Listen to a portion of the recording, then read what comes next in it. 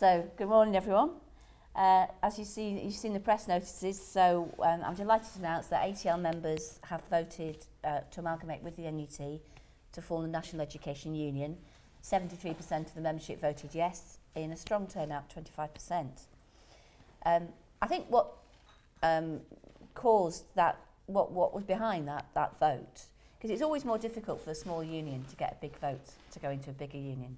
It's always more of a challenge. And I was surprised at the strength of the yes vote. And I think that's because ATL members, as NUT members have done also, have understood that education professionals need a stronger collective voice, one that is able to be heard across government and with a wide range of other stakeholders. And they've both understood that divided, union responses to rapid changes in government policy hasn't been as effective as it could have been, as it should have been. And I think that's why they've voted for the National Education Union. So they voted for a union which will be the largest education union in Europe, which I think is a huge achievement, and the fourth largest union in the TUC. And it's a union which will be a broad church, providing support and expert advice and ways for members to get involved, whether they work in state schools, academies, or in the independent sector. And across sectors and across different roles in schools, it will be a union for a wide range of educational professionals, including FE, lecturers, college managers, school leaders, and support staff as well. So it's going to be a wide union where there'll be a variety of voices, a variety of experience, professional experience and expertise, and those voices will all be heard in the National Education Union, which will be a broad church of those different sectors and those different voices. Working together and not using our resources competing with one another means that we'll be able to do so much more. There'll be so much more that we can do for members in terms of professional training and development.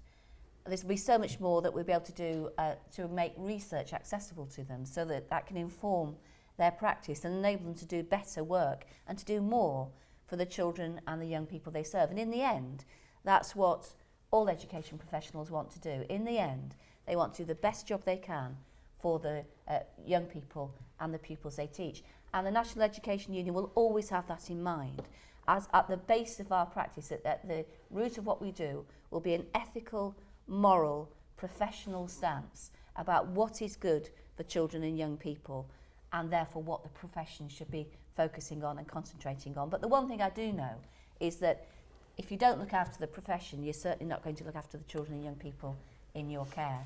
We've got in England at the moment, over half the teachers in England have got less than 10 years experience. They're burned out through overwork and through poorly implemented policy change. And the National Education Union will be a game changer. It will be the first time for a long time that actually an education union really has to be considered and counted. So I'm delighted that we have got to this happy stage.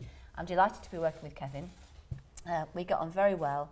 We complement each other's strengths and make up for each other's weaknesses really well. And this will be a successful union which will not spend its time in its opening years fighting and jockeying for position. It will be a successful union which even now is starting to get on and do the job for members, for children and for young people. Absolutely. I want to do a round of applause for that, because I absolutely agree with what Mary's just said there. I think this is a historic day for teacher trades unionism and for trades unionism for other education professionals, and it's the biggest change that's happened in teacher trades unionism for generations. We are now in a position where a majority of teachers are in the same organisation for the first time in decades, and I think importantly, other education professions allied to teachers alongside them. Governments haven't listened, of all political stripes, haven't listened to our professional voice for far too long. And we hope that by being a majority, by being an organisation that's in touch with its members, that we'll have that voice, that influence.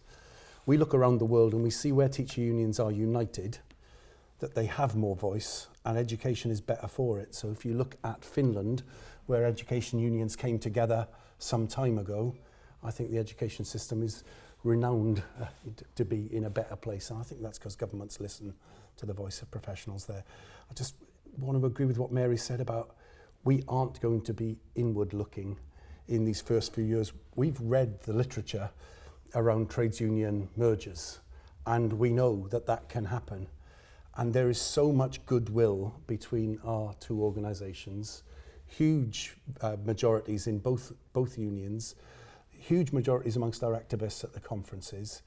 Mary and I get along really well together, and our executives get along well together. So we think we're in a place where we can do things quickly that make a difference. In fact, as Mary was touching on at the end, we think we're already doing that. We launched together the schoolcuts.org website. It was an NUT-ATL initiative to launch that just before Christmas. We think that website is driving the debate around the school cuts situation at the moment. Working together around the question of teacher workload, we think it was our unions' pressure together that got the recent poster issued, which doesn't change anybody's workload by itself, but which does give an opportunity of our members working together at school level to make some real differences to their working lives and therefore to the children that they teach. I'm sure I imagine there'll be a question about this. I want to say something about the fact that the NUT has been a qualified teachers union, and the National Education Union is going to be a union of teachers and allied professionals. And I just want to draw to your attention some near namesakes of the National Education Union. The National Education Association in the USA is the biggest single teacher organisation in the world and represents and has in membership people, other professions allied to teachers. Support assistants are members of the National Education Association in the United States. Our near namesake in Australia, the Australian Education Union, organises teachers and support staff. And we think this is the right model, especially in the future we're facing with academisation. It's absolutely the right model for teachers and the support staff they are allied with to be in one organisation. So we're really proud that we're taking that step today, as well as bringing our two organisations together. Yay.